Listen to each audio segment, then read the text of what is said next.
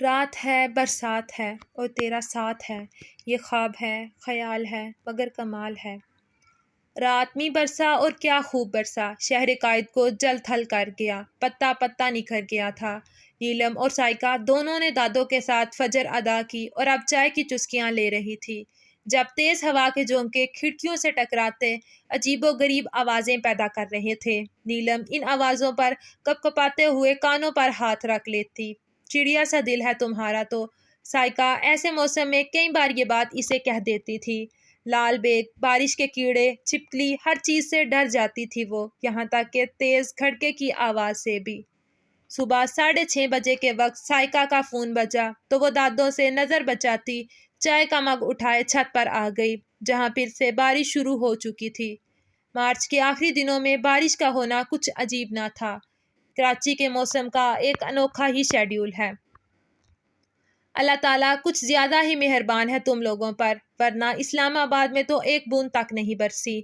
حارث کی آواز اسپیکر سے آتی سائیکا کے کانوں میں رس گھول رہی تھی۔ ایک سہانا موسم، صبح کا منظر اور محبوب شخص کی دھیمی آواز، کیا خوب کا لطف تھا اس لمحے میں۔ اس کا دل فنا ہونے کو چاہا تھا، جب تم آؤ گی تو اسلام آباد کا موسم بھی بدل جائے گا۔ کچھ بارش کے قطرے ادھر بھی پڑنے لگیں گے، بہت پسند ہے نا تمہیں بارش؟ اس کے کچھ نہ بولنے پر اس نے سوالیہ انداز میں کہتے اسے بات کرنے کو اکسایا۔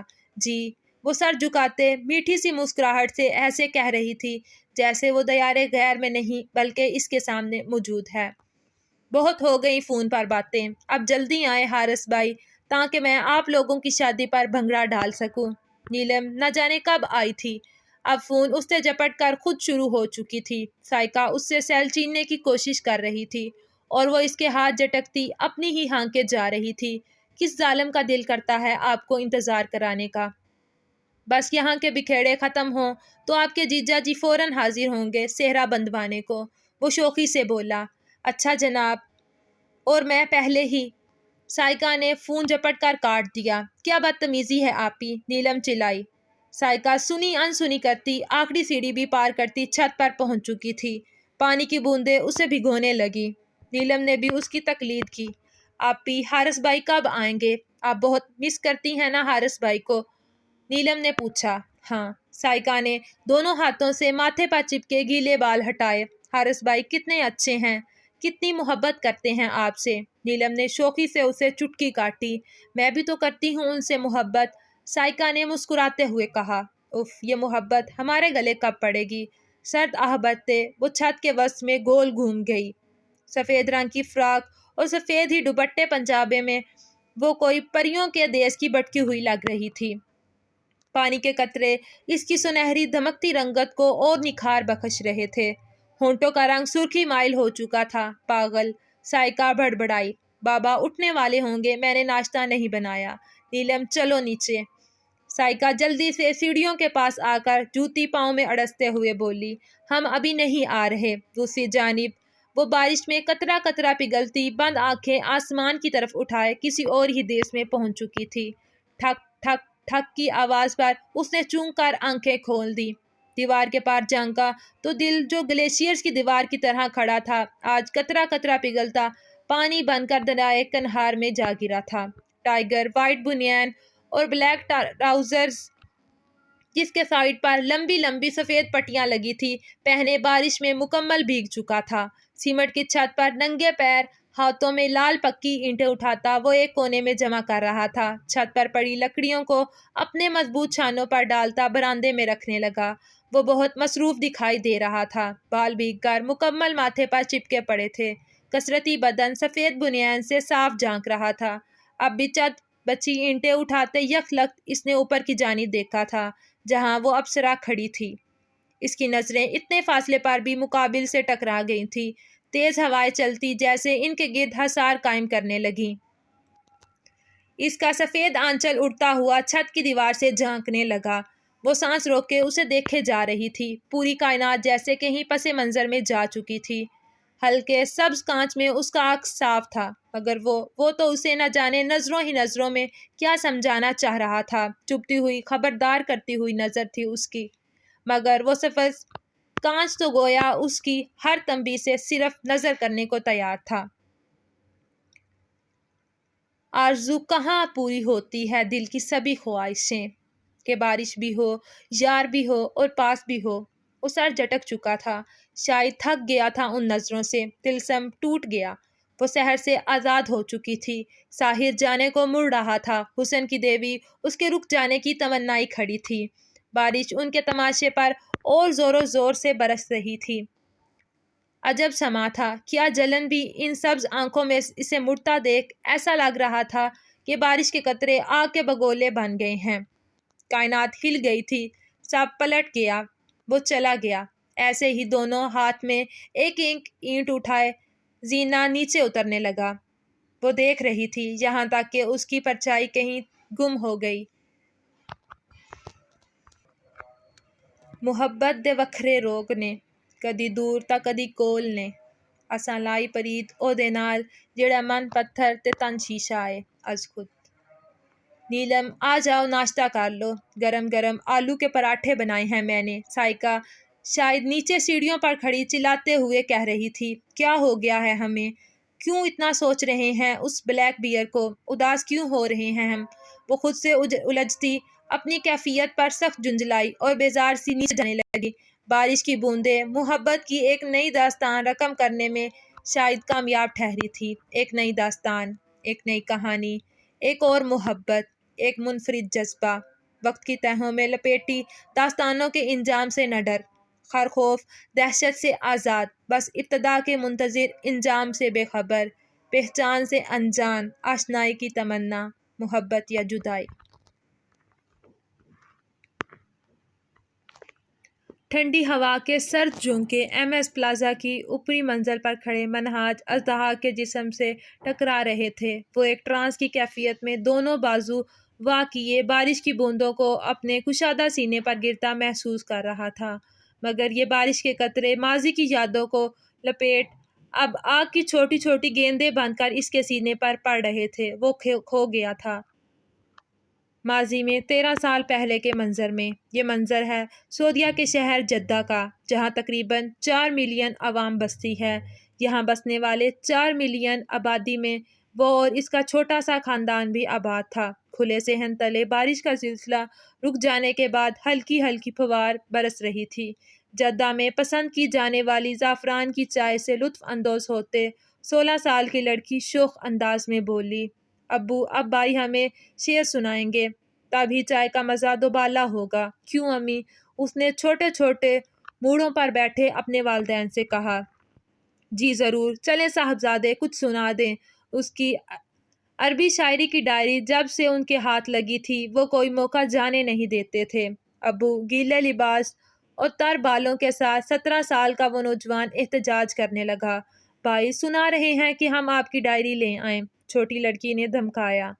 ابو آپ دیکھ رہے ہیں کائنات کو، وہ شکایت کرنے لگا۔ ہا ہا ہا، تم بھی سنا دو، کیوں تنگ کر رہے ہو؟ امی کے کہنے پر اس نے کھا جانے والی نظروں سے بہن کو گھورا۔ احببتک وفدت نفسی فی لون عینک وفجت نفسی فی کذب عینک فکرہتک۔ مجھے تم سے محبت ہے اور میں گم ہو جاتا ہوں ان آنکھوں کے رنگوں میں، پھر میں اپنے آپ کو تمہارے فریبی آنکھوں میں پا کر تم سے نفرت محسوس کرنے لگتا ہوں۔ چیٹنگ چیٹنگ، محبت بارش والے سنائے نا، یہ دھوکے والے سنا کر بیوقوف بنا رہے ہیں ہمیں، وہ چلائی۔ میں ایسے ہی شعر لکھتا ہوں۔ محبت والے تم سنا دو، وہ جل کر بولا۔ اچھا تو عرض کیا ہے، اس نے گلابی اور سفید ڈائری کھولتے کہا تو منہاج کے ہاتھوں میں پکڑی چائے کی پیالی لرز گئی۔ کائنات کی بچی، میری ڈائری واپس کرو۔ کائنات، میں چھوڑوں گا نہیں تمہیں۔ کائنات، وہ اس کے پیچھے بھاگتا چلا جا رہا تھا۔ وہ ڈائری لیے اس کی ورق گردانی کرتی اونچا اونچا عربی زبان میں لکھے شعر پڑھ رہی تھی، ساتھ ساتھ اس سے بچنے کو بھاگ بھی رہی تھی۔ جدہ شہر میں موجود اس گھر میں قہقہے بلند ہونے لگے تھے۔ بھائی، کائنات کائنات، وہ آنکھیں کھولتے چلایا، ماتھا صاف کیا۔ آس پاس کوئی نہیں تھا، وہ تنہا تھا، اکیلا۔ اس کا جسم ہولے ہولے لرزنے لگا۔ میں جو کہتا تھا کہ میں دھوکہ نہیں کھا سکتا، کتنی آسانی سے فریب کھا گیا، وہ بھی ایک عورت سے۔ وہ تلخ سوچوں کے گرداب میں پھنستا چلا گیا۔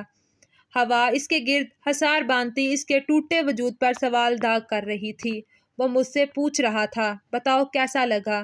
تم اگلے زخم چھوڑو یا یہ گھاؤ کھاؤ، کیسا لگا؟ عجب سوال کیا آندھیوں نے، پتوں سے، شجر سے ٹوٹ کر۔ بتاؤ کیسا لگا؟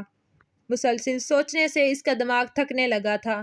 بس ایک ہی سوچ بار بار ہر سوچ پر حاوی ہو جاتی تھی کہ جو بھی ہو اس کو جواب ہاں ہی میں چاہیے تھا۔ اس نے سوچا بھی نہ ہوگا کہ اتنی سینئر عہدوں پر ہونے والے بچ جائیں گے اور ایک وہی پھنسے گا۔ اسے لگا کہ ساری مصیبتیں بس اس کے لیے ہی ہیں۔ بار بار وہ مضبوط شخصیت کا مالک مغرور یونانی دیوتا اس کی خوف زدہ نظروں میں آسماتا۔ اے ایس پی آہل، ہمیں سندھ پولیس سے ایک پارٹیز کی ضرورت تھی، تبھی تمہیں زحمت دی۔ اب فیصلہ 24 گھنٹے میں تمہیں کرنا ہے، موت یا پرآسائش زندگی۔ جب کالے رنگ کی پٹی کھول کر اسے پتھریلی زمین پر پھینکا تو وہ سیدھا لکڑی کی کرسی پر بیٹھے سامنے میز پر ٹانگیں رکھے منہاج ازدحاق کے سامنے گرا تھا۔ اسے فارم ہاؤس میں لایا گیا تھا۔ دور دور تک ناہموار زمین تھی، چھوٹے چھوٹے 2-3 تالاب، چند فوارے لگے تھے۔ ایک طرف مختلف ماڈلز کی گاڑیاں کھڑی تھی اور ڈیک کی جیپ بھی وہیں کھڑی تھی۔ ایم ایس جس کرسی پر بیٹھا تھا اس کے پیچھے گھر کا داخلی دروازہ تھا، جس کے قد آدم لکڑی کے اسٹائلش دروازے کے آر پار گارڈز کھڑے تھے۔ ایک شیر ایم ایس کی کرسی سے 2 فٹ کے فاصلے پر کھڑی ویگونار کے بونٹ پر مطمئن سا بیٹھا تھا، مگر آہل کو خوف زدہ کیے دے رہا تھا۔ شیر کے ساتھ ہی ڈیک بھی بونٹ پر بیٹھا اس کا سلسلہ کلام سماعت کر رہا تھا۔ میں آپ کی کیا مدد کر سکتا ہوں؟ نہ جانے مقابل کی شخصیت میں ایسا کیا تھا کہ اس کی زبان لڑکھڑانے لگی۔ اسمگلنگ میں مدد کرنا ہوگی، راستہ صاف کرنا پڑے گا، اور یہ جو ریڈ ویڈ کا شوق ہر دوسرے دن تمہارے افسروں کو کر جاتا ہے ان کی خبر دینی ہوگی۔ بم دھماکے والی جگہ سے سیکیورٹی کم کرنی ہوگی۔ That's it.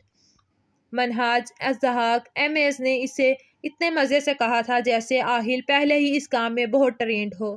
کیسی اسمگلنگ؟ آہل نے غصہ ضبط کرتے پوچھا۔ اب کی بار اس کی زبان میں لڑکھڑاہٹ نہ تھی، اسلحے کی منشیات کی۔ ایم ایس نے ریلیکس انداز میں کہا، جیسے کوئی ڈیل کر رہا ہو۔ میں اپنے پیشے سے بہت وفادار ہوں، سوری میں آپ کا یہ کام نہیں کر سکتا۔ آہل نے ٹھوس لہجے میں کہا، ٹھیک ہے، پھر یہ ویڈیو یوٹیوب پر اپلوڈ کرنے اور ہر نیوز چینل پر دینے میں زیادہ وقت نہیں لگے گا مجھے۔ ہاں، اے ایس پی اور ڈی ایس پی اور ڈی آئی جی کے پاس تو سب سے پہلے پہنچنی چاہیے، اور جب یہاں پہنچے گی تو 1 منٹ سے پہلے آئی جی پی کے پاس، اور پھر اس کا مطلب پھر مہنی خیز تھا۔ آہل نے مارے بے بسی کے چہرے سے پسینہ صاف کیا۔ آپ ایسا کچھ نہیں کریں گے، بالکل نہیں کریں گے، اگر تم ہماری بات مان جاؤ گے تو۔ اس کے انابی ہونٹ دلکشی سے مسکرائے تھے۔ مجھے سوچنے کے لیے کچھ وقت درکار ہے، آہل بمشکل بولا تھا۔ ایم ایس کے اشارے پر ڈیک نے ایک خاکی لفافہ تھاما اور چلتا ہوا بالکل آہل کے مقابل آ کھڑا ہوا۔ بالکل تھائی لگتا تھا وہ۔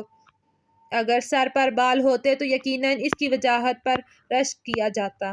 ڈیک نے وہ لفافہ آہل کی شرٹ کی جیب میں ٹھونس دیا۔ پولیس کی وردی میں حرام کا پہلا پیسہ جا چکا تھا، دیکھنا اب یہ تھا کہ یہ پیسہ آہل کا کتنا ایمان نکلتا ہے، 1/3، نصف، 3/4 یا مکمل۔ ڈیک نے اس کی جیب پر ہاتھ مارتے اس کی آنکھوں میں دیکھتے جانے کیا سمجھایا تھا کہ آہل کے پورے جسم میں سنسنی سی دوڑ گئی۔ ہا ہا ہا، ایمان!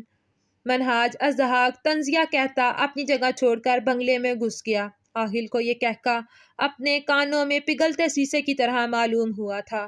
اس نے آنکھیں کھولی، اپنے آس پاس نظر دوڑائی۔ وہ اپنے آفس میں بیٹھا تھا۔ وردی پر موجود 2 رینجرز کو اس نے چھوا اور 2 بینچز کو اس نے چھوا۔ 2.5 سال کی محنت، اس کے ہونٹوں نے جنبش کی۔ کیا فائدہ ہوا ان بیجز کا؟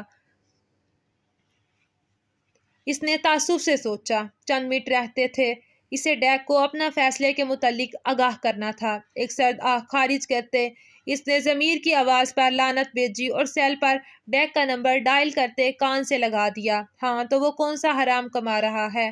باپ کا جملہ اس کے کانوں میں پڑا۔ ضمیر نے پھر جھنجھوڑا، مگر موت کا خوف، پیشے کا نشہ ہر چیز پر حاوی ہو چکا تھا۔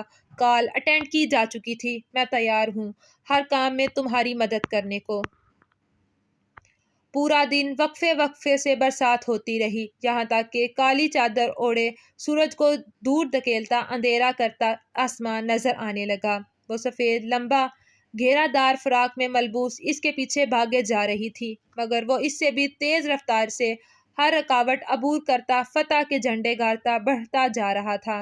ہر پہاڑی، ہر وادی کو پھلانگتا، کوئی شے اسے روکنے کے جیسے طاقت نہ رکھتی ہو۔